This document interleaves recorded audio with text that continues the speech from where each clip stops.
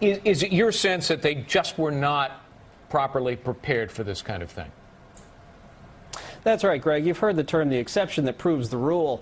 This wasn't Islamic terrorism. It's one of the first instances since Oklahoma City when terrorism on this scale was not Islamic. But steps you could take to defend your people and your government and your society against Islamic terrorism would also come in handy against lone wolves, as this is turning out to be. It just looks like the Norwegians didn't happen to take them, nor did they approach terrorism in what, frankly, was a serious manner, I'd say. Yeah, Islamic terrorism is a problem in the Scandinavian countries. Were they just sort of turning a blind eye to it? Yeah. At the end of the Bush administration, George W. Bush went up to the UN. His final speech there was on the critical threat from Islamic terrorism. And the current Prime Minister of Norway, Jens Stoltenberg, actually took the occasion to criticize Bush for going up and said, gee, you mentioned Islamic terrorism all these times, but you didn't talk about climate change, as if there was some sort of equivalence.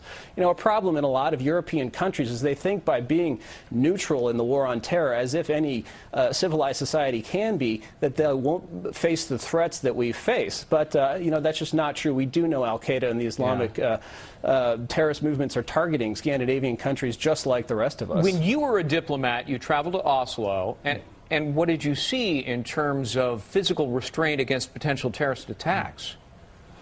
Right. I was surprised, actually, when I was there, which was long after 9/11. It was actually last part of the last decade, and was surprised that, you can't harden every target, but surely you should harden the most sensitive targets, where your head of government, their prime minister, works, where their head of state, the king, lives.